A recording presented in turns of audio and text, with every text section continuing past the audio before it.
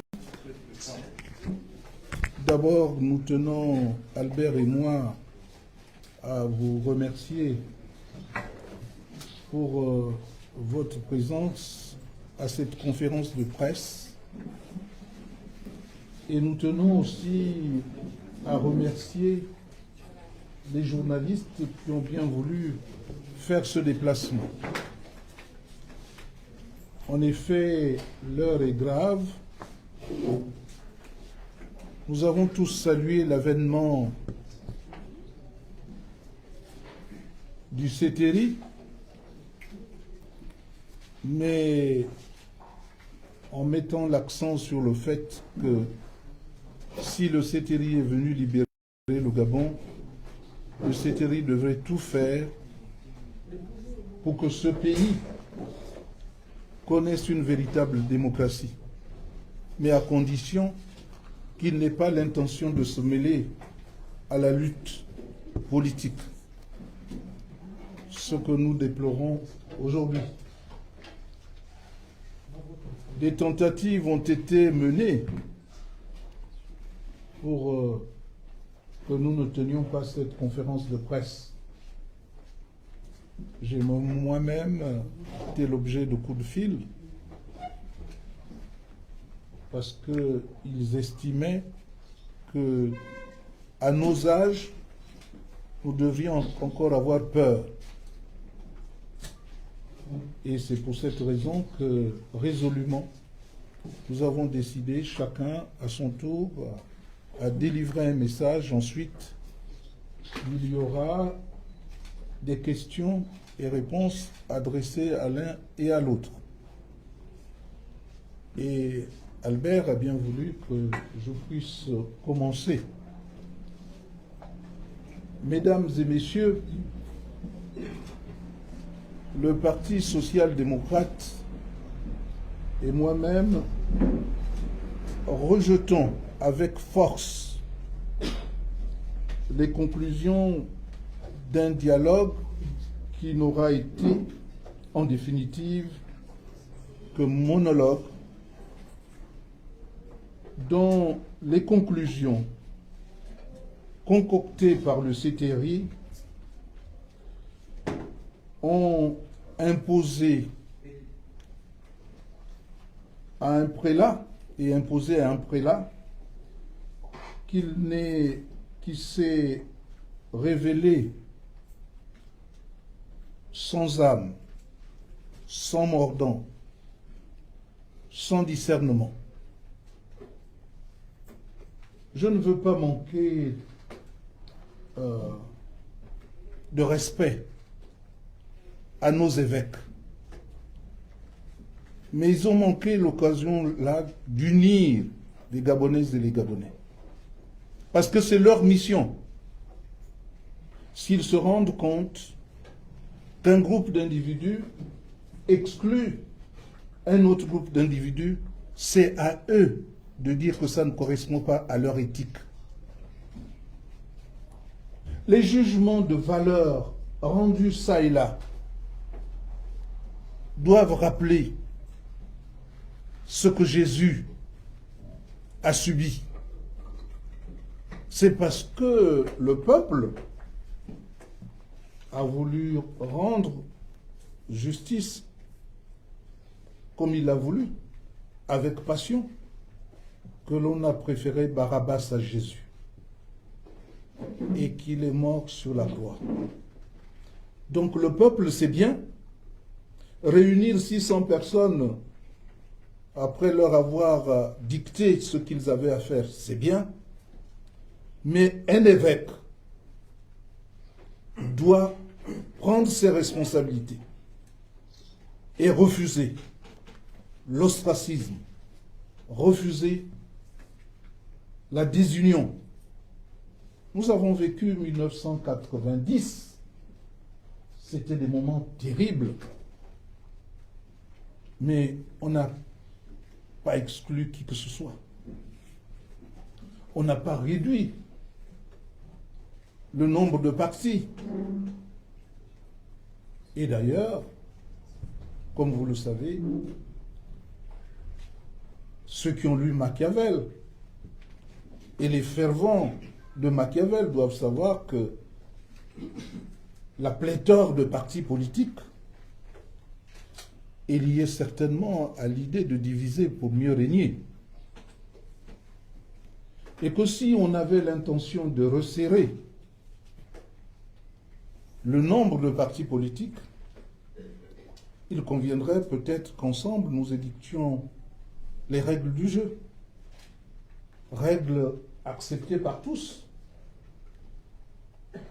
de disparaître si on n'atteint pas les objectifs que l'on se serait fixés.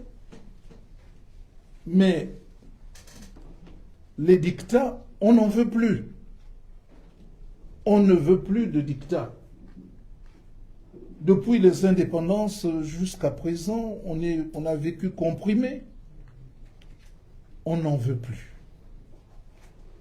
Et puis, je voudrais dire à nos amis journalistes que quand on pense que le mal du Gabon vient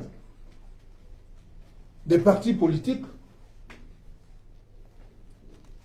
c'est qu'on ignore que les partis politiques n'ont aucune responsabilité dans la gestion des affaires de l'État. Et même le Parti démocratique gabonais, ce sont quelques responsables qui ont encouragé la situation que nous connaissons. Et parmi ces responsables, il y a la garde républicaine. Et donc, si on devait dissoudre une entité, la première à dissoudre, c'est la garde républicaine, qui ne joue pas son rôle. En dehors d'être surarmée et de faire des coups d'État à la demande, à la commande, on peut dire que lorsque nous avons été à Paris, nous avons essayé d'expliquer, de penser que la garde républicaine était une garde pour tous les responsables politiques gabonais, du moins qui assument des responsabilités, et pour garder les édifices de la République. Mais ça n'est pas ça. C'est devenu une armée, un bras séculier du pouvoir, et qui emporte la responsabilité de toutes les exactions qu'on a connues dans ce pays. A-t-on demandé seulement de dissoudre la garde républicaine? Non. A-t-on demandé de dissoudre le Sénat, qui n'apporte rien aux collectivités locales? Non. A-t-on demandé de dissoudre le Conseil économique et social et environnemental parce que ces avis ne sont même pas lus par le gouvernement? Non. Alors, pourquoi restreindre les partis politiques, les libertés? Ces partis politiques qui ont lutté pour préserver les libertés, la libre expression. On a dû batailler fort pour y parvenir. Nous faire reculer. Demander qu'un seul jour, les partis ne s'expriment plus. Eux qui n'ont que ça, la parole, pour donner leur point de vue. Ce sont peut-être des oiseaux de mauvais augure, mais nous qui sommes chasseurs, l'oiseau de mauvais augure vous avertit des dangers. On pense qu'il y a un malheur au village, mais en réalité, cet oiseau vous invite à regarder au niveau du sous-bois s'il n'y a pas une bête féroce, s'il n'y a pas des fourmis maniants. Donc, on n'a pas à s'offusquer de la pléthore soi-disant des partis politiques. A-t-on seulement dissous les églises qui hurlent à tue-tête des messages comme si les chrétiens n'étaient pas dans la salle et qui heurtent nos tympans tous les jours. A-t-on suspendu les associations? Non. On a voulu s'attaquer aux partis politiques. Mais on dit chez nous, je ne sais pas si chez les Français c'est la même chose, mais on dit chez nous, les Pounous, que celui qui mange les noix de palme, c'est le perroquet. N'allez pas chercher loin. Si vous avez une plantation, vous avez un palmier et des noix de palme, celui qui vient manger vos noix de palme, c'est le perroquet. Vous ne voulez jamais vous attaquer au perroquet, parce que c'est un totem. Qui oserait jeter la pierre à un perroquet? Mais celui qui a le bec rouge, c'est le pigeon. Mais il est tellement beau. On aurait pu dire, c'est ce pigeon-là qui mange nos noix de palme, c'est pourquoi son bec est rouge. On ne s'attaque pas au pigeon. On s'attaque au hibou, tout simplement parce qu'il a une grosse tête. Alors que le hibou ne fait rien. Ne vous dérange pas. C'est ce qu'on veut faire des partis politiques. Et nous disons non. Nous disons non. Non, encore 3 fois non. Nous n'accepterons plus de nous faire dicter à une sorte de loi. Et nous attendions beaucoup du CETERI, mais à condition qu'Oligui ne soit pas candidat. Parce que s'il avait respecté son propos du départ, on serait très heureux en train de tous préparer les élections à venir. La discrimination au niveau de l'âge. Mais on oublie que tout électeur peut être élu dès qu'on est inscrit sur la liste électorale.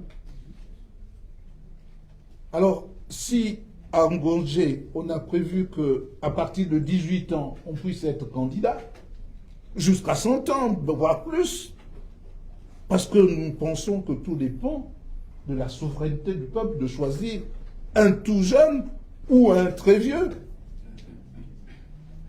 Et que ce serait de l'arriération de notre pays de nous enfermer sur les âges, d'autant plus que dans aucun pays au monde n'existe cette disposition. Dans aucun pays. On veut limiter les partis politiques, on veut limiter les candidatures en excluant les tout jeunes et en excluant ceux qui ont de l'expérience, même quand la science indique qu'à partir d'un certain âge, on est plus apte à gérer les affaires de l'État. Vous vous imaginez un monsieur fringant comme on doit ça, je ne parlerai pas de moi-même, bien sûr, soit impotent désormais pour gérer le pays? Je crois que non. Et je voudrais aussi vous inviter à méditer ceci. J'ai entendu des gens parler de tradition. Ils sont allés, on a invité des gens pour parler de tradition. Mais est-ce que seulement ils ont parlé de tradition? Nos traditions, qu'on soit Fan ou nous, Zébi, on compte que vous soyez patrilinéaire ou matrilinéaire, l'enfant vit dans sa patrie localité. Il vit, il sert sa famille paternelle, il meurt dans sa famille paternelle et c'est tout un honneur qu'il soit enterré par son père ou par sa famille paternelle. Et par conséquent, tout ce que l'enfant réalise, même quand il est à Libreville, appartient à la famille paternelle parce qu'il construit toujours dans sa patrie localité. Ça veut dire que quand on dit c'est très séduisant, et moi j'ai failli à ma préoccupation de protéger les uns et les autres, j'ai donc failli parce que j'ai trouvé séduisant quand on parle d'un candidat qui est de père, qui a un père et une mère gabonaise, ou des parents gabonais, qui a une femme gabonaise. Tout ça est très séduisant. Mais où est-ce que nous mettons nos traditions? Parce que l'enfant, quand il est chez son père, il peut commander, et commande le plus souvent dans sa patrie localité. Quand on ne veut pas l'écartèlement entre la tradition et la modernité, il faut harmoniser les deux et trouver des solutions. Et il ne faut pas confondre les slogans de campagne à la Constitution. Il y a des choses qu'on peut dire pendant la campagne, mais qu'on ne peut pas écrire dans une Constitution. Être de père et de mère, avoir une femme gabonaise, comme je l'ai mis dans une image, ils sont bien de chez nous, c'est la propagande. C'est réservé à la campagne.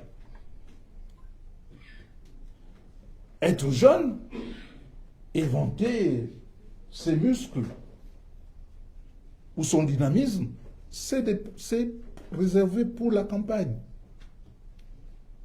Avoir de l'expérience, avoir un background, avoir un curriculum vitae bien rempli, c'est réservé à la campagne, pour que le peuple sache qui choisir.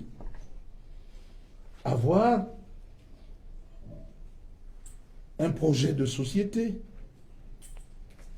cela fait partie de la campagne. Mais il faut éviter que parce que nous sommes mus par la passion, nous puissions diviser au lieu de rassembler le peuple gabonais. Je vous invite, mesdames et messieurs les chefs de parti, à méditer cela. C'est pas facile aujourd'hui de le dire, comme d'aller à contre-courant. Mais je rappelle aux traditionalistes qui, comme j'ai rappelé aux prélats qu'ils ont échoué, les traditionalistes ont échoué aussi. Bien sûr que, tel que c'était organisé, quand on n'est pas dans une commission donnée, on ne peut pas réagir. Tout était fermé, tout était orienté, cadenassé, compartimenté. Mais toujours est-il que voilà ce que ça a pu donner. Et je dirais tout simplement que au président Oligui Nguema, pour qui on peut avoir de l'estime, il doit éviter d'être comme Ponce Pilate, qui s'est dit, le peuple a décidé, moi je m'en lave les mains. Lorsque, et c'est pour la première fois que parce que l'heure est grave, lorsque nous avions été reçus à la présidence, les dignitaires, j'ai été heurté par une seule chose, la réaction du président. Parce que je lui ai dit que quand il y a un référendum, ceux qui ne sont pas d'accord, expliquent au peuple pourquoi ils ne sont pas d'accord. C'est démocratique. Et lui de me répondre que si le référendum ne donne pas raison au CTI, il va faire un second coup d'État. Je trouve cela scandaleux. J'ai été écœuré.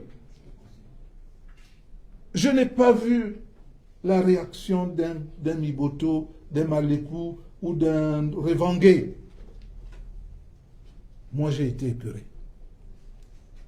Parce que, comme on dit beaucoup, avant Omar Bongo, avec les baïonnettes, on peut tout faire sauf s'asseoir dessus. Non. Dialoguons. Nous invitons le président de la transition à avoir moins de morgue, à avoir plus de considération pour l'autre, à savoir écouter l'autre, à savoir appréhender les préoccupations de l'autre, pour qu'on arrive à s'entendre. Il faut dialoguer, mais nous refusons de dialoguer dans la peur. Je sais que ce qui s'est passé au dialogue, c'est certains qui ont inspiré cela. Un jour, dînant avec un pédégiste, il m'a fait la confidence qu'il a demandé, ils ont demandé à Oligui comment il allait faire pour canaliser les passions. Et cette forte canalisation a débouché sur l'exclusion des personnalités politiques, pourtant impliquées dans la situation du coup d'État. Parce qu'on ne voulait pas de contradiction. Quand dans un pays on ne veut plus de contradiction, c'est une dictature qu'on prépare. Et nous ne voulons plus être dans ce pays témoins d'une dictature. Et nous qui avons un certain âge, c'est même pas une question d'âge, parce que quand j'étais plus jeune, j'ai pu claquer la porte en plein Conseil des ministres, ce qui veut dire que c'est pas maintenant que je vais avoir le doigt sur la couture du pantalon. Donc j'invite, pour terminer, le président de la transition à se ressaisir, à ne pas écouter de faux partisans. À savoir qu'aujourd'hui, il peut y avoir un semblant de popularité, mais demain, il peut être jeté aux orties, comme beaucoup avant lui. La sagesse voudrait qu'ils reçoivent les présidents de parti parce que ce sont eux qui sont concernés, qu'ils discutent avec ceux-là et qu'ils trouvent des solutions inclusives, pas celles qui excluent qui que ce soit. Il veut être candidat, qu'il le soit, mais qui n'empêche pas d'autres à l'être. Même si, en étant candidat, il se dénie. Mais il a bien lu Machiavel, peut-être une lecture rapide. Parce que Machiavel était là pour demander à ceux qui gouvernent d'éviter aussi tous ces travers, mais pas de les appliquer.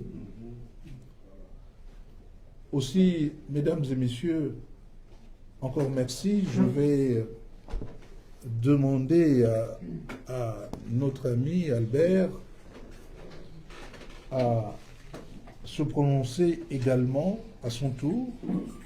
Moi, j'ai dit ce que j'avais à dire. Je n'attends plus que vos questions. Je vous remercie.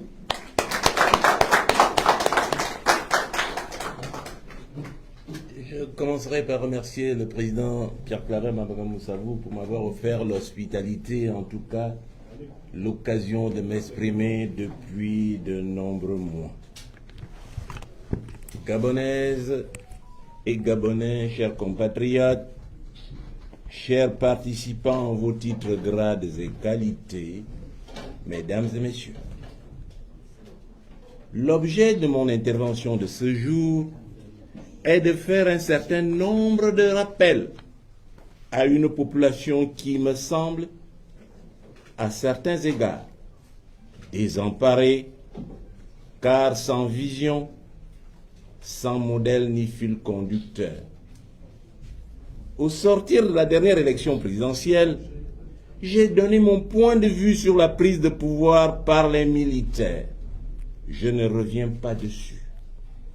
J'ai par la suite, lors d'une audience que m'a accordée le président de la transition, rappeler que tout processus a un antécédent et un conséquent, et que le 30 août, dont tout le monde parle, n'aurait pas eu lieu si le 26 août n'avait existé.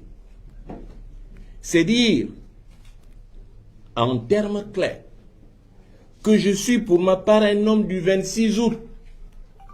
L'élection présidentielle, dont les résultats sont connus de tous, on ne peut ni l'effacer, ni l'oublier. Cette période est irrémédiablement ancrée dans la mémoire des Gabonais.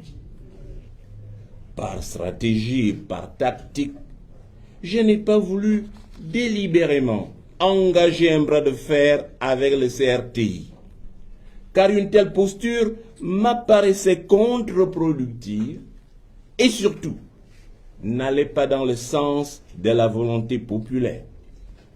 Visiblement, le peuple gabonais, formé en majorité des hommes et des femmes qui ont porté leur suffrage sur ma personne, voulait l'apaisement. Je me suis plié à cette exigence et mon attitude a été différemment interprétée. J'ai considéré pour ma part que la transition s'est imposée à la nation gabonaise, au peuple gabonais par voie de conséquence, à moins que le peuple gabonais avait élu massivement pour sortir du régime tyrannique de M. Ali Bongo. N'ayant pas une vision manichéenne où il n'y a que le bien et le mal sans nuancer, j'ai par la même occasion accordé le bénéfice du doute aux responsables du CTRI. C'est pourquoi je me suis terré et me suis mis dans une position claire et sans ambiguïté, celle de non-défiance et de non-allégeance. Une telle position avait comme autre avantage de me permettre de prendre le recul nécessaire à la réflexion, de scruter tous les actes du nouveau pouvoir et de les analyser avec froideur, sans passion et sans complaisance. Par ailleurs, j'ai pris le temps d'observer et d'analyser minutieusement les événements. J'ai surtout pris le temps d'écouter les Gabonais de toutes les catégories sociales. J'en arrive au terme de 8 mois observer que les choses ne vont pas dans le bon sens, en raison précisément du hiatus entre la parole et les actes, et d'une telle confusion entre le dit et le non-dit d'une part, entre l'objectif et le subjectif d'autre part. À ce jour, après plus de 8 mois, les Gabonais peuvent eux-mêmes confronter les annonces et les ajustements. Aussi voudrais-je en ce jour m'exprimer sur les conclusions supposées du dernier dialogue, sur lesquelles il est difficile de faire la part entre le faux et le vrai, entre ce qui est retenu et ce qui ne l'est pas. Dans une telle confusion, je préfère publiquement marquer ma désapprobation afin de prévenir toute dérive autoritaire du CTRI qui nous renverrait aux méthodes anciennes que nous avons abondamment dénoncées lors de la dernière campagne électorale. À cet égard, j'ai pris le temps de suivre et d'analyser les déclarations des présidents des différentes commissions et de nombreuses participations au dit dialogue. J'en suis malheureusement arrivé à la conclusion que rien n'a bougé ni évolué dans le bon sens, autrement dit, dans l'intérêt central du peuple. Les Gabonais, dans leur majorité, s'en rendent bien compte aujourd'hui. Mais loin de moi l'idée de condamner qui que ce soit, je voudrais surtout rappeler à tous la situation de notre pays, les difficultés de notre population, pour donner la bonne orientation aux citoyens de notre pays. Chers compatriotes, l'étape actuelle est celle d'une bataille résolue, la bataille de la survie du peuple souverain, qui méritent la considération et le respect. Survie de notre culture, notre identité collective, survie pour notre dignité saccagée et mise à nu. Survie pour notre fierté et surtout survie de notre pays en tant que nation, dans toute sa substance, autrement dit, une communauté de vie et de conscience dans un environnement sain. Malheureusement, et nous devons en convenir, il n'existe à l'heure actuelle aucune volonté de garantir un présent heureux et de construction de l'avenir de la nation que nous constituons tous, sans exception et à la même hauteur. Les Gabonais vivent comme des monolithes, les monolithes vidés de toute essence, de toute conscience, comme interdits de bonheur, de rêve, et poussés vers le désespoir et le désintéressement à tout ce qui est essentiel à la vie. Il nous faut donc résolument, à compter d'aujourd'hui, partir de zéro pour restructurer les mentalités de la population. Peuple gabonais, souviens-toi de ce que tu es et pas de ce que tu es devenu, de ce que les perfides trompeurs t'ont fait devenir. C'est le moment de dire avec fermeté que nous ne sommes nullement des sujets, mais des personnes bénéficiaires de notre maison collective, le Gabon, de l'action publique face à des dirigeants qui ont l'obligation de nous servir, car avant tout au service du peuple. C'est cet éveil qui doit nourrir et habiter l'esprit des Gabonais. En effet, en plus de souffrir du syndrome de Stockholm, le Gabonais devient mendiant, réduit à faire la cour, ventre à terre, pour ce qui lui appartient. Il est réduit à la mendicité, à commander ce qui lui revient de droit, à applaudir et à faire la cour à des autorités qui sont censées le servir. Il nous faut recentrer le débat et comprendre que nous ne sommes pas des sujets qui sont là pour applaudir. Le peuple est le seul maître et les gouvernants ses serviteurs. Toute autre attitude et déviance est nocive. Chers compatriotes, convenons-nous-en. Le pays est dans cet état de destruction, de désintégration, de double agonie. C'est parce qu'en partie, on accepte d'être victime. Ainsi qu'on le dit par ailleurs, l'esclave mérite ses chaînes s'il refuse de les briser. C'est dire que notre environnement est à la mesure de notre niveau psychologique, de notre état mental et des dégradations subies. L'état actuel du Gabon, notre pays, est le reflet de l'état psychologique des Gabonais. Notre environnement est à l'image de ce que nous sommes. Si on change notre façon de penser, notre environnement change par voie de conséquence. Ceci justifie cela. Or, dans le cas où chacun d'entre nous change et se met debout, les choses changeront inéluctablement. C'est un principe naturel. C'est dire que nous devons résolument sortir de notre torpeur et nous tenir prêts à bâtir le Gabon éternel, uni et indestructible, dont ont rêvé nos ancêtres et qui donnera un sens à notre vie et, assurément, un avenir meilleur à nos enfants et petits-enfants, qui sont notre projection dans le futur. J'invite donc les patriotes à rester en éveil, car la victoire du peuple gabonais et son avenir ne peuvent donner lieu à aucun marchandage, à aucun trafic. Nous avons l'obligation de construire notre avenir avec lucidité et clairvoyance pour que vive le Gabon éternel. Que Dieu bénisse le Gabon. Je vous remercie.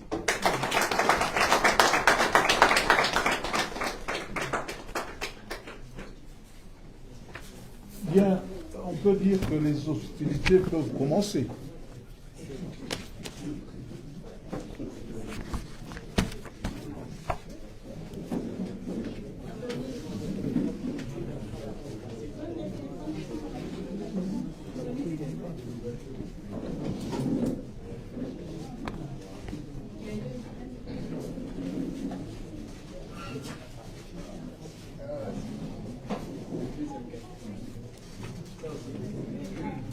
qui se jette à l'eau, oui. Bonjour, Monsieur le Président. Ça commençait vraiment à être un peu inquiétant d'être dans un pays où personne ne parle en dehors de ceux qui sont au pouvoir. Merci pour votre sortie d'aujourd'hui. Parmi les résolutions du dialogue national qui vient de s'achever, il y a donc cette suspension des partis politiques qui n'est pas encore actée parce que cette décision devrait passer par le référendum. Est-ce que ce n'est pas un peu tôt de vous être prononcé là-dessus aujourd'hui, sachant que ce n'est pas encore formalisé, cette décision? Je pensais que vous alliez nous dire, à la suite de votre développement, que nous avions raison de sortir maintenant pour la simple raison que le ministre de l'Intérieur s'est arrogé le droit, conformément aux résolutions qui ne sont que des propositions, s'est arrogé le droit de s'occuper désormais des élections. Qu'avons-nous? Qu'est-ce que nous avons fait au bon Dieu pour que toutes ces luttes pour exclure, nous n'avons jamais réussi d'ailleurs à exclure le ministère de l'Intérieur, qui a toujours été là, derrière les différentes structures mises en place. Comment pensez-vous que nous puissions nous taire quand le ministre de l'Intérieur, se fondant sur les résolutions, dit que désormais c'est lui qui gère les élections sans qu'on ait modifié le code électoral? Qu'en pensez-vous? Pensez-vous que ce n'est pas trop tôt de pouvoir dire que c'est désormais le ministre de l'Intérieur et qu'il se prononce? Je salue votre courage. Donc, je dis tout simplement qu'il est temps. Il est toujours temps, quelle que soit l'heure du jour ou de la nuit, de toujours rappeler que nous voulons bâtir une véritable démocratie. Et ceux qui se sont donné cette mission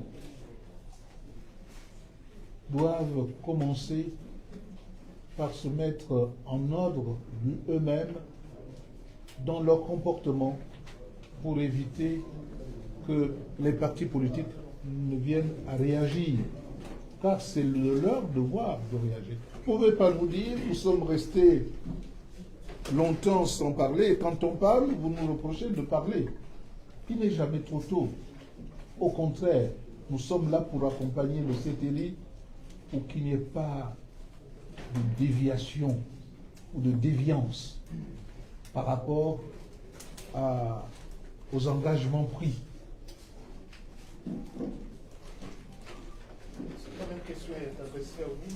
Anderondosa, vous qui étiez candidat aux dernières élections, vous les avez remportées officiellement, selon vos propres estimations. Nous sommes dans un contexte où les partis politiques n'ont plus le pouvoir à la parole, ils sont suspendus. Votre réaction, parce que vous étiez attendu sur cette question de La première chose, je n'aime pas répondre aux inconnus. Présentez-vous, vous appartenez à un organisateur, qui vous êtes? Je suis Ismaël Ganzé, je travaille pour la Voix de l'Amérique. Bien, merci. Alors, vous me posez la question, quand vous venez à une conférence de presse, il y a deux attitudes, je suppose. Ou vous venez avec vos questions, qui sont déjà faites, et vous tenez à les poser, quel que soit ce qui a été dit. Je crois avoir donné les réponses à votre question ici, monsieur. Je n'aurai pas à me répéter. Merci.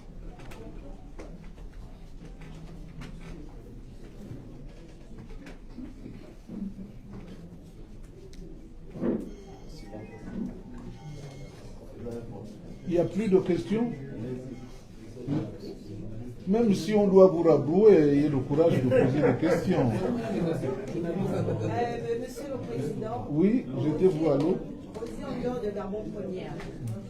Qu'est-ce qui justifie la tenue de cette conférence de presse au moment où le président de la transition est en visite en France? Première question. La deuxième question, qu'est-ce qui justifie l'alliance entre vous et le professeur Albert Odossa?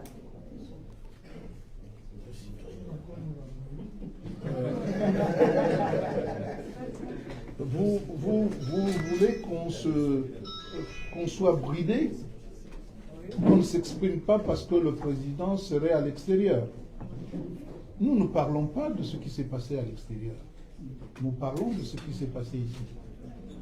Et nous avons pris le temps de lire, d'observer, d'écouter avant de réagir.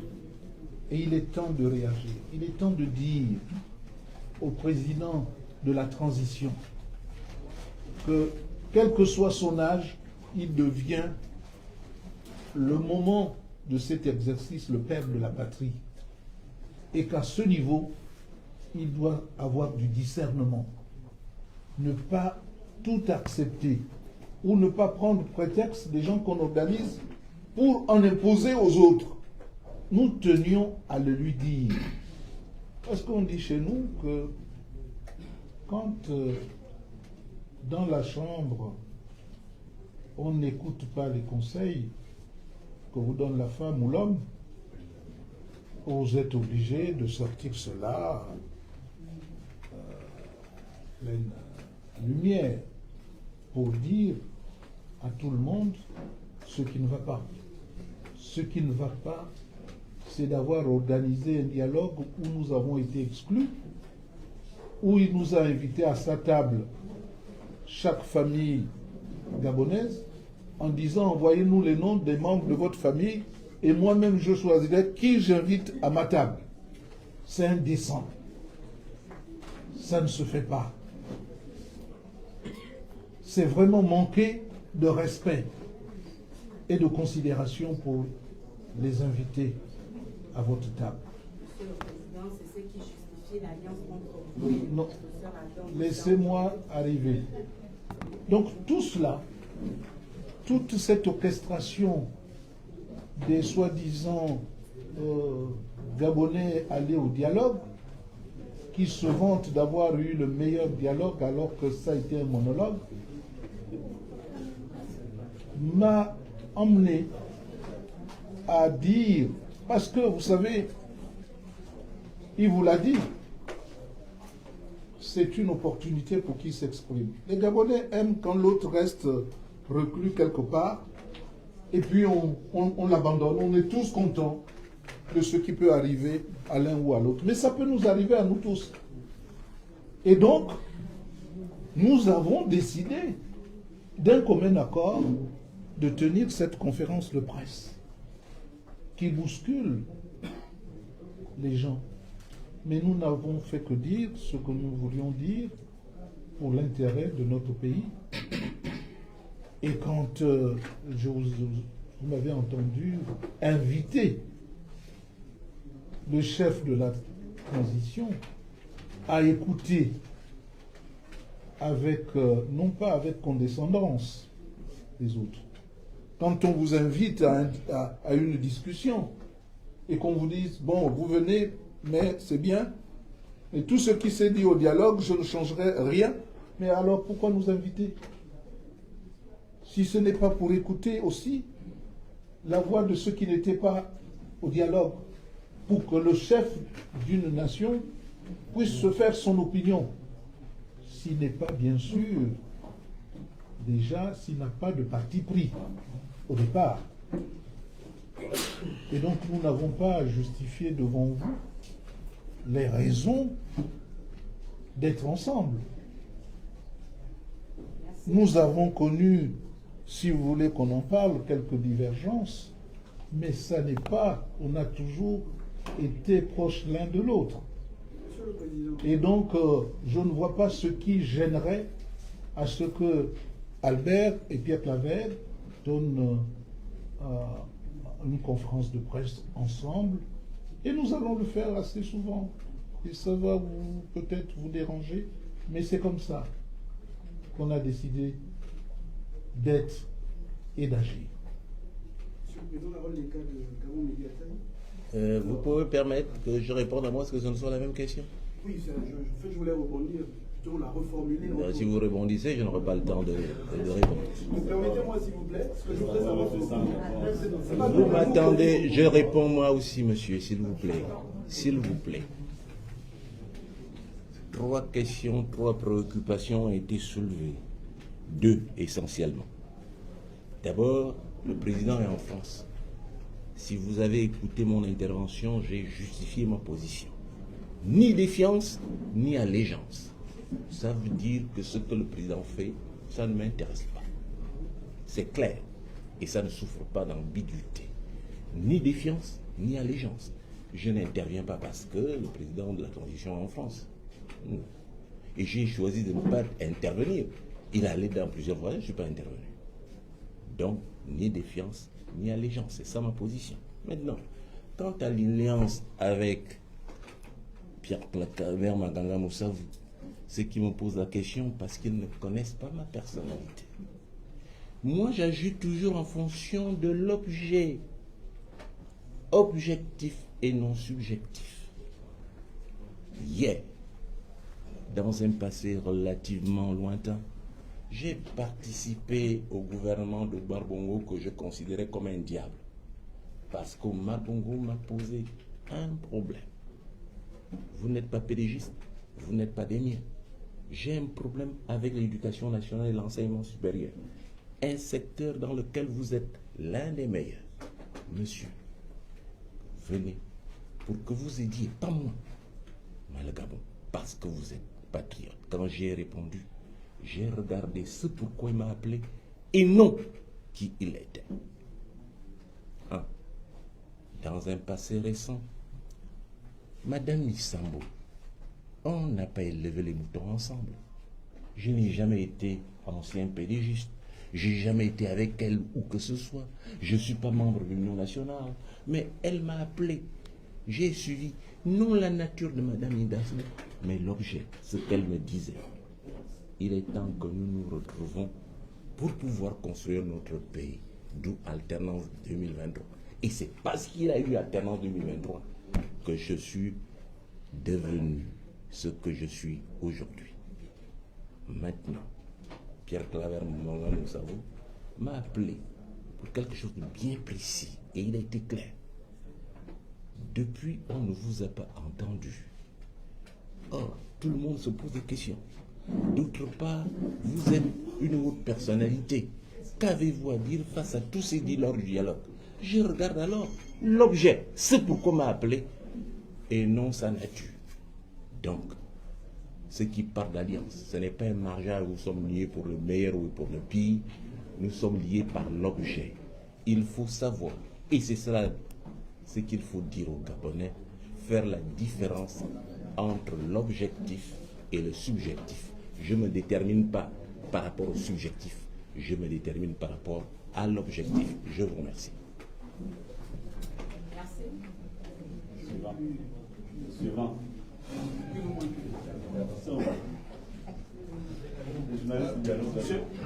Monsieur, je suis Jérôme, je suis journaliste pour l'agence Reuters. Ça se comprend bien que vous venez là de dénoncer un moment parce que, je le rappelle juste, ces recommandations n'ont pas encore été traduites en loi. Donc vous dénoncez les recommandations, mais ma question, puisque vous affirmez que le président vous aurait dit qu'il ne va rien changer, la question c'est qu'est-ce que Maganga Moussaoui et Albert Ndossa vont faire à partir de maintenant? Vous êtes des journalistes. Vous savez quelle est votre mission? D'éduquer le peuple, d'informer le peuple. Asseyez-vous là. Nous nous engageons un combat pour que l'on soit entendu. Et vous, votre rôle, c'est de faire des analyses et, si possible, de relayer ce combat. Ce n'est un secret pour personne que, effectivement, je pensais que quand on invite des personnalités après un dialogue, c'est pour qu'il y ait des rectifications à faire, probablement. Mais j'ai été désagréablement surpris d'apprendre que nous étions là uniquement pour soit applaudir, soit nous effacer. Eh bien, nous disons que nous n'allons pas nous effacer. Pas aussi facilement. Parce que ce pays est aussi le nôtre. Et que le Gabon étant une maison de verre, qu'on se garde de jeter la pierre à telle ou telle personne, parce que tout est connu, tout est su. Le peuple gabonais, dans son entièreté, ne voulait plus des bongos. Il nous demandait partout, mais comment allez-vous faire pour votre pouvoir? Donnez-nous les armes. Nous répondions que nous n'avions pas d'armes et que ça n'était pas notre démarche. Quand se vient le coup d'État, on aurait pu penser, pour les démocrates que nous sommes, que le processus interrompu un jour ou deux allait reprendre, le décomptage aurait pu reprendre pour restituer le pouvoir à qui l'aura obtenu du peuple. Ça n'a pas été le cas. On a tous convenu que, bon, essayons de mettre une parenthèse plus longue. Mais une parenthèse. Et aujourd'hui, on se rend compte qu'il y a des dérives. Il faut avoir le courage de les dénoncer. Non pas parce que nous voulons engager un bras de fer contre le CETERI, qui lui dispose des armes de la République, mais parce que nous voulons dire au CETERI, voici la direction à suivre, parce que nous sommes un peuple qui doit être uni, solidaire, et que nous devons tous regarder dans la même direction, celle de gommer tous ces obstacles majeurs qui ont fait en sorte que le pays n'avance pas. Voilà les objectifs que nous poursuivons. Nous ne le faisons pas contre qui que ce soit. Nous le faisons pour qu'ils comprennent qu'on ne peut pas accepter d'être exclu du jeu politique par seulement un certain nombre de mécanismes d'artifice qui feraient en sorte que vous, n'ayant pas forcément une femme gabonaise, parce que vous préférez l'autre, qu'on vous exclut pour cela. Mais qu'on sache, que les Gabonais sachent à qui ils ont affaire, oui. Mais d'exclure, je dis non, parce que ça heurte ma sensibilité. De le dire ici, ce n'est pas provoquer qui que ce soit. Et puis on peut avoir plusieurs femmes, tant qu'on y est. On peut, avant les élections, épouser une Gabonaise. Puisque l'exemple nous est donné. On peut avoir plusieurs femmes. Je ne parle pas de moi, peut-être que Mme Maganga est dans la salle. Je dis, c'est des options. Là, on peut avoir à relever. Donc, c'est plus de la propagande, ça relève plus de la propagande que de l'établir dans un document qui va être lu par les générations futures et qui vont nous reprocher, dans un monde de mixité, tout ce qui se passe. N'oubliez pas que j'ai mené un combat dur à Mouila quand on a exclu mon oncle parce qu'il était de père, le même père que ma mère et de mère de la Nyanga. Il ne pouvait pas être maire à Mouila. J'ai trouvé ça scandaleux parce que l'enfant vit dans sa patrie localité. Il travaille dans sa patrie localité. Il investit partout où il va dans sa patrie localité. Il meurt dans sa patrie localité. Et il a le droit de régner dans sa patrie localité. Donc ça, ce sont nos traditions. Qu'on soit franc, patrilinéaire, ou pour nous, matrilinéaire. C'est ça qu'il faut rappeler aux jeunes pour qu'ils ne soient pas dans la passion et qu'ils comprennent que nous pouvons avoir à choisir par nous-mêmes, dans notre fort intérieur, qui nous voulons, sans qu'il y ait d'ostracisme, sans qu'il y ait d'exclusion. Nous sommes un petit peuple. Serons-nous les coudes? Il y a déjà beaucoup d'autres qui viennent nous prendre notre pain sans rechigner, alors que nous sommes sectaires vis-à-vis de nous-mêmes. Monsieur le Président, je vais peut-être reformuler la question parce que vous n'avez pas répondu à ma question. Est-ce que vous entendez saisir les institutions compétentes pour contester les recommandations du dialogue national inclusif? J'ai dit que j'invitais le président de la transition à recevoir les présidents et personnalités politiques. Il en va de la paix sociale, il en va de la cohésion sociale, il en va de la concorde et il en va de la prospérité du Gabon, que nous soyons unis et que nous regardions dans la même direction. Monsieur Oui. le Président Mandanda, La même question pour le professeur, s'il vous plaît. Bien, je n'ai pas très bien compris La votre question question. est de savoir, là vous êtes dans la dénonciation de ce qui se fait. Si je vous suis bien depuis le début, vous êtes dans la dénonciation de ce qui se fait. Vous avez dit qu'il y a des choses qui ne vont pas dans l'orientation, disons, du bien-être. J'essaie de paraphraser, vous allez me corriger. Mais ma question est de savoir, aujourd'hui, vous dénoncez par cette conférence de presse, en organisant cette conférence de presse, qu'est-ce que vous entreprendrez dans les jours à venir pour contester ce qui se fait actuellement?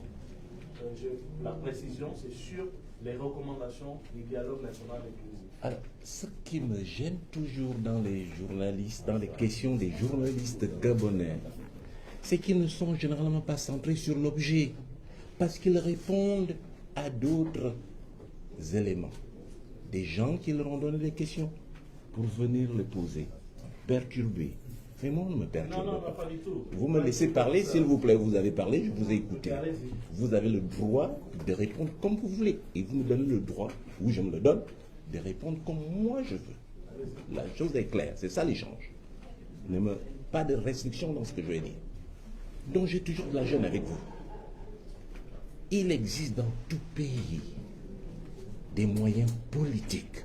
Je ne sais pas à qui vous parlez. Aujourd'hui, j'ai été candidat à l'élection présidentielle. Je les ai gagnés.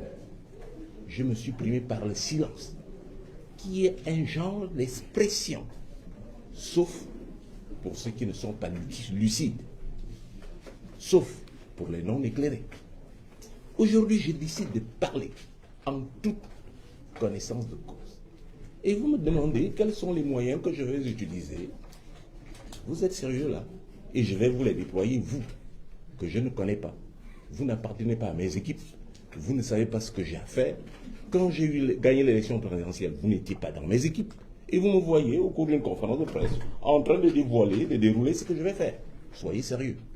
Ce qui veut dire en termes clairs que je ne vous dévoilerai jamais ce que je fais. Acte 1, c'était le silence. Acte 2, c'est cette déclaration. Les actes 3, 4 et 5 m'appartiennent. Et je m'adresserai, le moment venu, au peuple gabonais après les avoir déclinés à ceux qui me soutiennent dans mon action. Merci. Monsieur le Président, je suis Wilfried Moutendi, je suis journaliste à la rédaction Gabon 23. Je m'adressais particulièrement au président Ondossa, qui d'ailleurs a remporté la dernière élection présidentielle. Vous dressiez là, à travers votre propos de circonstance, un tableau sombre de la situation qui prévaut actuellement au niveau de la nation gabonaise. Éventuellement, tout le monde pourrait avoir constaté ce statu quo depuis quasiment des lustres, et certaines personnes pourraient se dédouaner quant à ce manque d'accès à une vie décente, ce qui est vécu d'ailleurs par la population gabonaise dans son entièreté. Monsieur le Président, en vous écoutant, il est tout aussi à souligner que à partir de votre appartenance à Alternance 2023, vous remportiez cette élection et que vous sollicitiez certainement le retour à l'ordre civil. Et que pour ce faire, il faudrait qu'éventuellement, surtout qu'en se rappelant que vous avez attiré l'attention du plus grand nombre sur la prise en compte de cette élection présidentielle, notamment la victoire qui est la vôtre, que l'on vous restitua probablement ce qui vous revient de droit, notamment cette souveraineté, vous ayant été accordée par l'ensemble des populations gabonaises. Mais qu'à cela ne tienne, nous pouvons constater, depuis éventuellement le 30 août dernier, l'impossibilité de pouvoir accéder à cela. Monsieur le Président, à cet effet, s'il fallait éventuellement repartir à l'ordre civil, ne serait probablement pas idéal que vous fassiez peut-être comme les autres, notamment Jean Ping,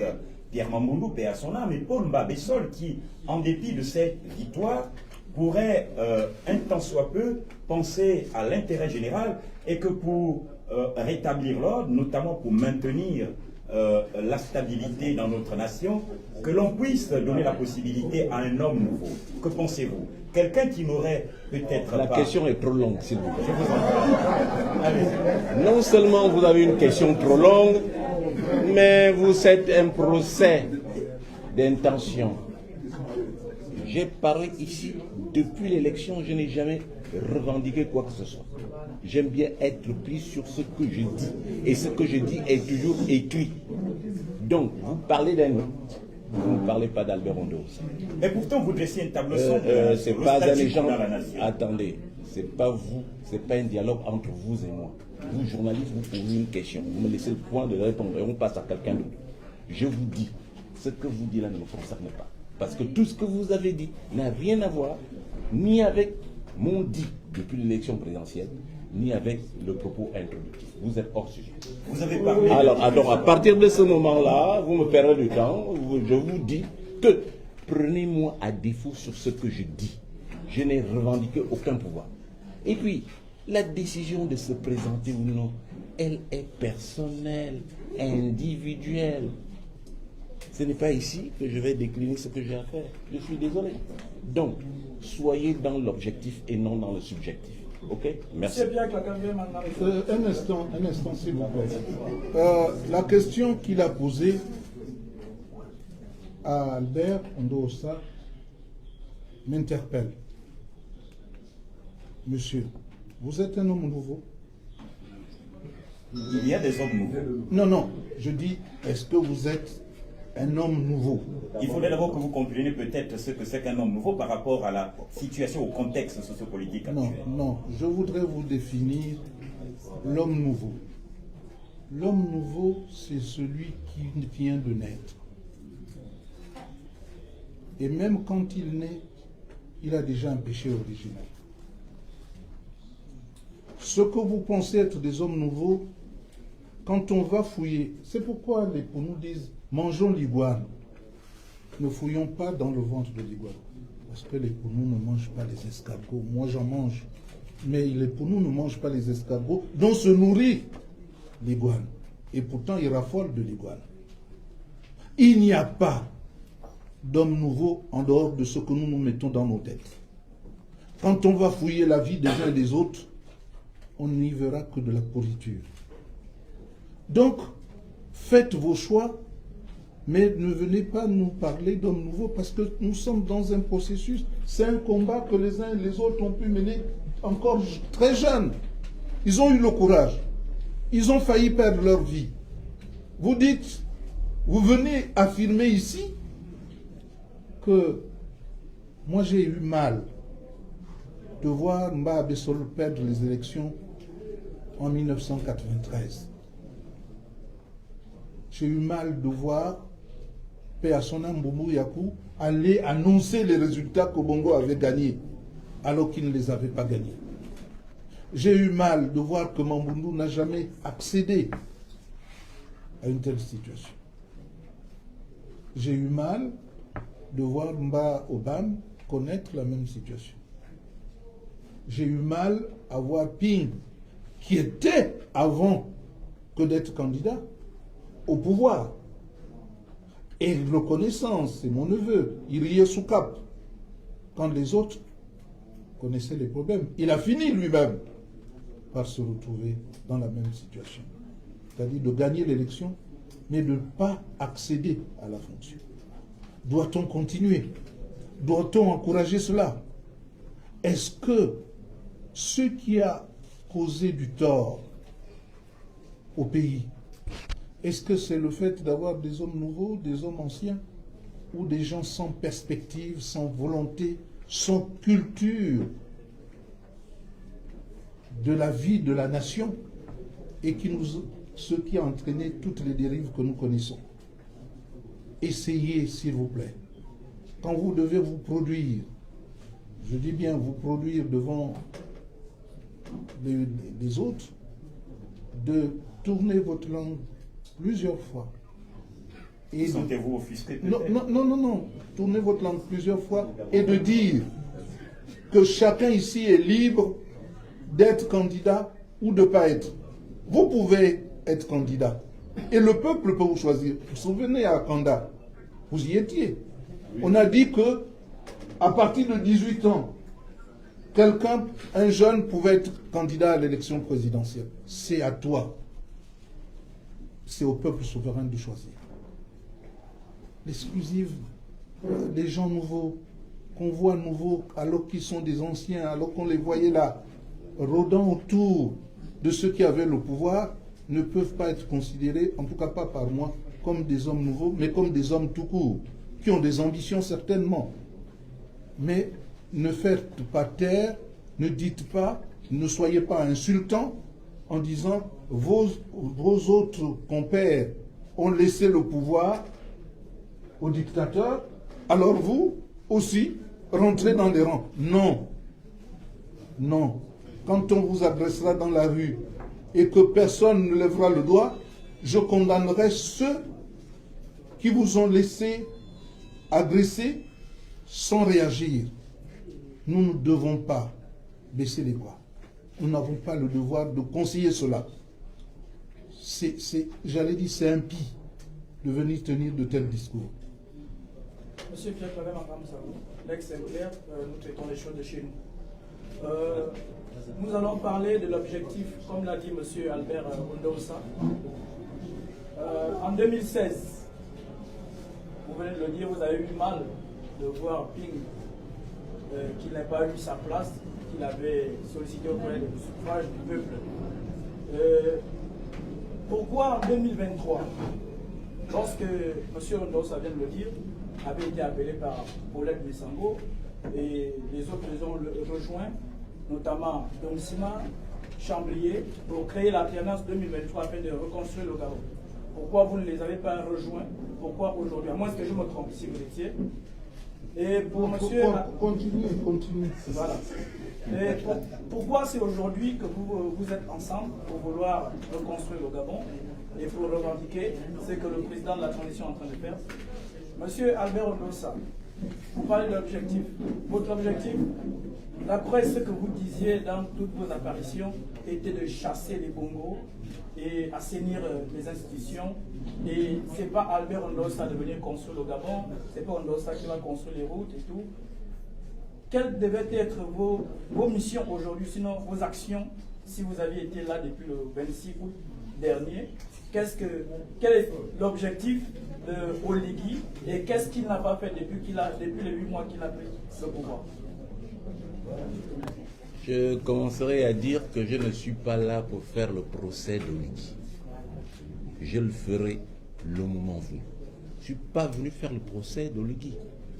Et vous me dites, si j'avais été président de la République, ouais, je peux aussi dire, si j'avais été président de la République française, voilà ce que j'aurais fait.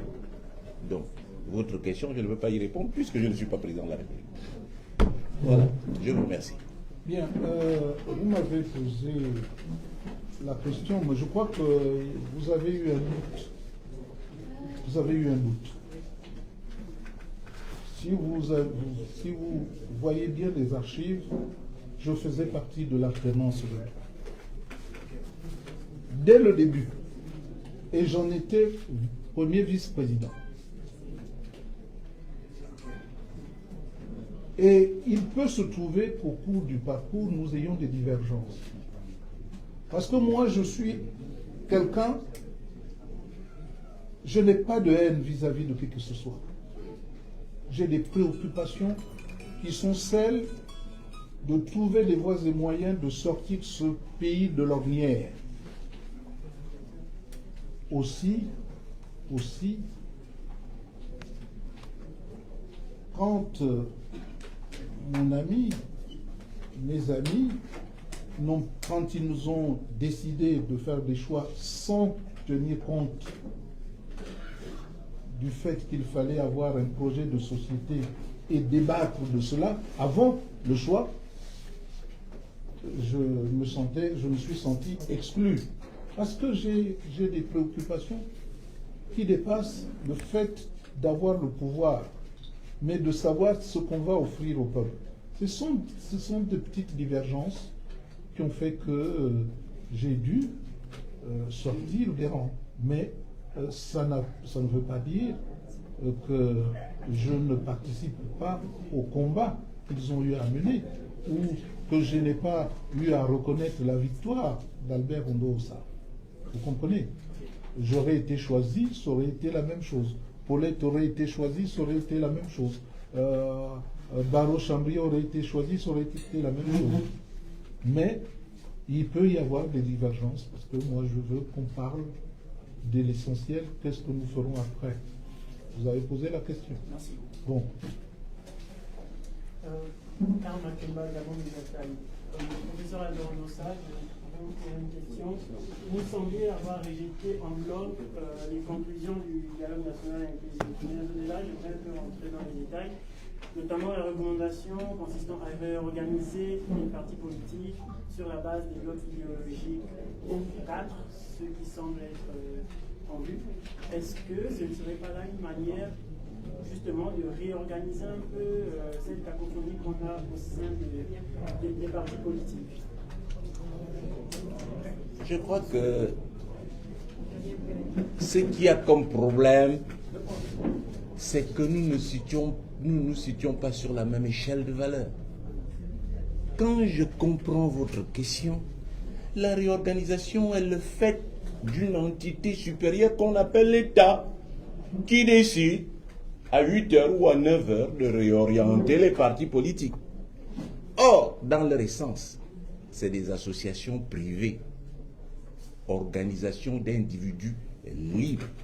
La réorganisation des partis politiques ne procède pas de l'État. Je suis désolé, c'est qu'il y a une confusion entre des termes et des genres.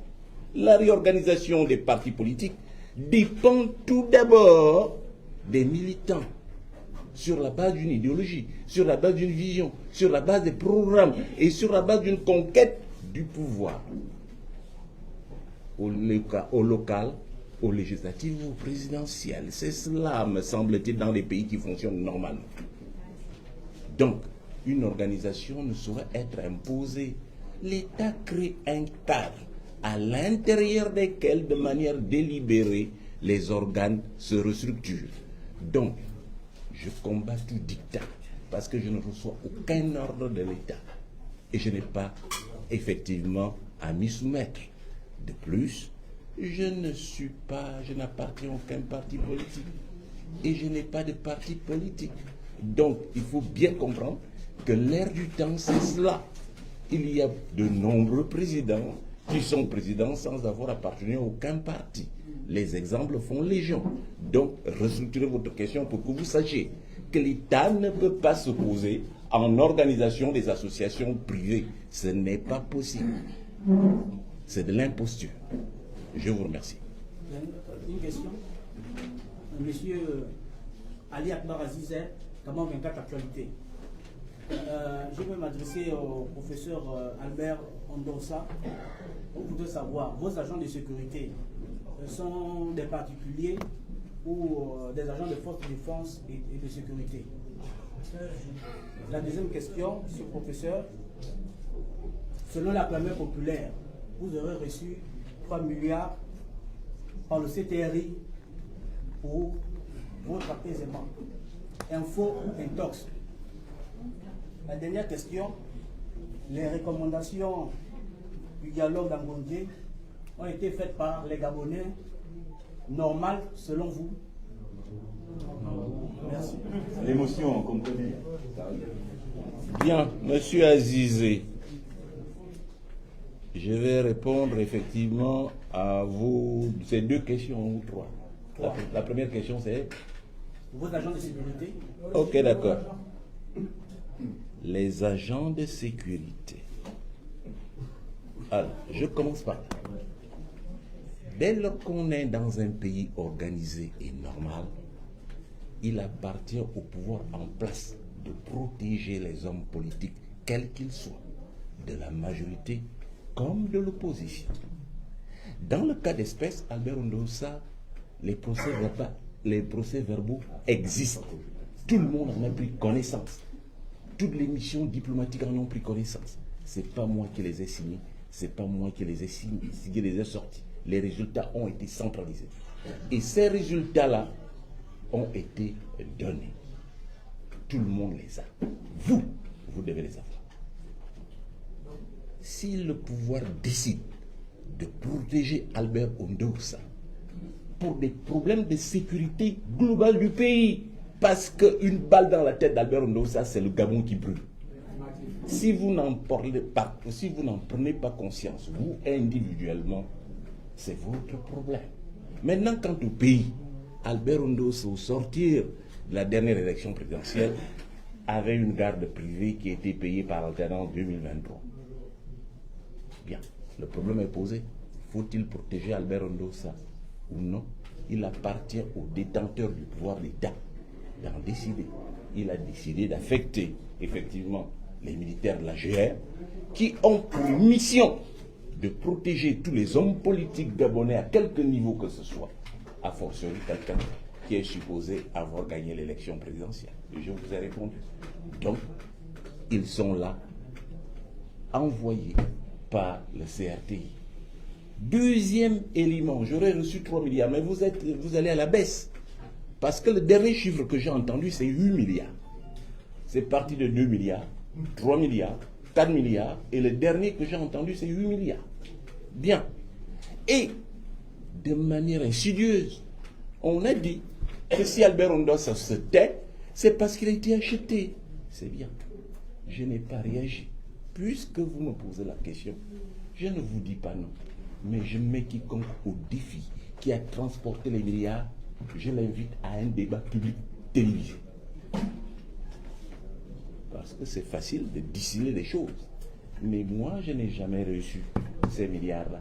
Donc, celui qui vous a informé et qui les a transportés, il n'a qu'à dire où, dans quel cadre et comment il me les a donnés. Voilà la réponse que je peux apporter à cela. Et moi, je ne vais pas dans on a dit que. Voilà. La dernière, c'est les recommandations ont été faites par des Gabonais normaux. J'aime bien ça. La particularité du Gabonais, c'est qu'il parle avec dilettantisme. Rien n'est précis. Je vais essayer en cela d'être précis. Le Gabon lui donne 2 200 000 d'habitants, ce que je conteste. Parce que dans le calcul statistique, et en faisant une interpolation linéaire, le terme est savant, on se rend compte que le Gabon ne peut pas avoir plus de 1 500 000. Ce que je suppose, c'est qu'on entre 900 000 et 1 200 000, le reste est composé des étrangers. Des gens qui n'ont pas la nationalité gabonaise. Si je me ramène maintenant au nombre de votants, à une certaine époque, aux dernières élections, celle de 2009, ils étaient à 300 000, 340 000, je suppose. Après, ça s'est élevé. Si je vais au maximum, en faisant une projection dans le temps, la population, le nombre d'électeurs serait de 800 000 personnes. Mais dans la réalité, le nombre de personnes ne dépasse pas 600 000 personnes, le nombre de votants. Et si je fais le rapport entre 600 et 600 000, c'est 0,001%. Quelle représentativité! Maintenant, nous prenons l'échantillon de base. C'est même pas ce qu'on appelle en statistique un échantillon raisonné. On choisit au cas par cas des gars qui doivent venir, selon les besoins de la cause, défendre effectivement une cause, moyennant quelques peccadilles. Alors, quelle est la représentation de cela? 0,0001. Faites le calcul. 600 divisé par 600 000, ça fait combien en pourcentage? Voilà ce qui est précis. Alors vous ne pouvez pas crier en me disant cet échantillon est représentatif. Ce n'est pas à moi que vous le direz. Moi je calcule pour savoir qu'est-ce qu'il faut pour qu'un échantillon soit représentatif. Qu'on y retrouve toutes les couches de la société représentées. On prend la population gabonaise. Le dernier recensement fiable et connu, c'est 2013. On le prend Et on va voir les statistiques existent, des catégories socio-professionnelles. Combien de pourcentage de femmes, combien de pourcentage d'hommes, combien de pourcentage de politiques, combien de pourcentage de la société civile. Et en fonction de cela, on demandera aux partis politiques d'avoir telle représentation. On demandera à la société civile d'avoir telle représentation. On demandera à tout le monde d'avoir telle ou telle représentation, au point qu'on aboutit à un échantillon qui soit fiable. Si c'est 600 personnes, c'est 600 personnes qui représentent alors toute la nation dans son intégralité. Alors, quand vous me parlez de la majorité des Gabonais normaux, non. Là-bas, se sont retrouvés des Gabonais anormaux. Parce qu'ils se sont dénaturés par rapport à l'objet. La question principale, je suis ici. Qu'est-ce qui justifie que je sois là? Qui je représente? Et vous trouvez, si je prends effectivement, sans dévoiler les vrais pourcentages, la dernière élection présidentielle, vous allez trouver que l'échantillon du dialogue est plus représentatif que le nombre de personnes de Gabonais qui ont posé leur bulletin de vote en faveur de M. Ondoosa. Non, nul et de nul effet. Donc, les recommandations n'engagent que ce qui y était. En tout cas, pour ma part, ça ne m'engage pas. J'en parle parce que ça interpelle les hommes et les femmes qui m'ont voté. C'est tout. Sinon, je ne me sens pas impliqué. Je vous remercie.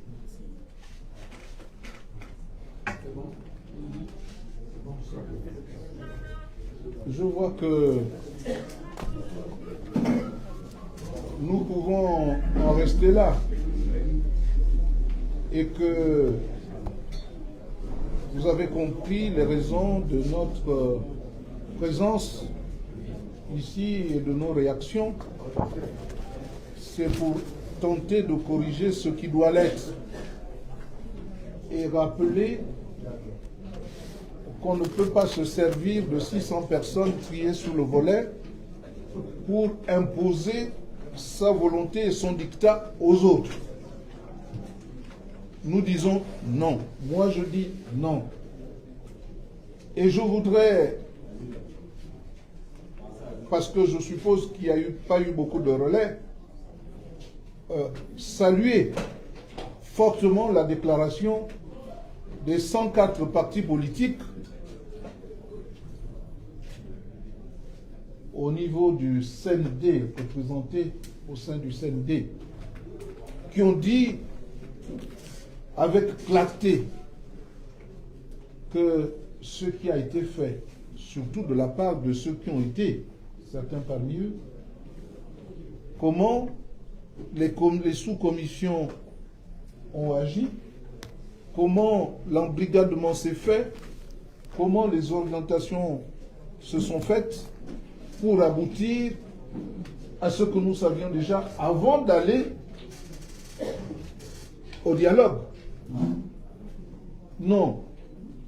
Croyez-moi, ce que nous faisons ce matin, ça n'est pas tourné contre quelqu'un, mais c'est pour sauver notre pays. Pour appeler à un véritable ressaisissement, à un véritable dialogue. Parce que l'absence de dialogue entraîne l'intolérance. L'intolérance entraîne les excès. Les excès entraînent la violence et la violence entraîne la contre-violence. Nous ne pouvons pas nous le permettre.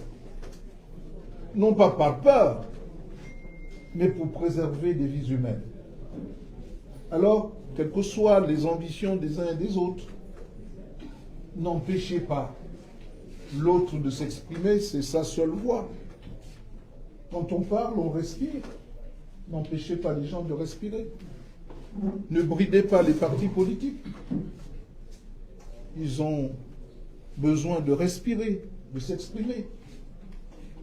Donner un sens à sa vie. Dans un pays où il n'y a pas beaucoup d'activités. En dehors de l'activité politicienne. Alors, nous disons que gardons-nous de penser que nous sommes contre ou que nous défions qui que ce soit. Nous le faisons pour notre peuple. Ne venez pas nous dire demain qu'on n'a pas été courageux. de dénoncer ce qui devrait l'être. Et les partis politiques l'ont fait avec force et détail, avec la manière. Nous devons leur dire merci pour cette réaction. Et je suis sûr et persuadé que si le général Oligui est conscient qu'une partie, une large partie du peuple ne le suit pas, il sera obligé de faire machine arrière, à moins qu'il ait décidé d'aller contre le mur, ce qui m'étonnerait. Alors nous attendons de voir comment il va prendre en compte nos préoccupations et je vais donc laisser, après ma conclusion, laisser Albert conclure également.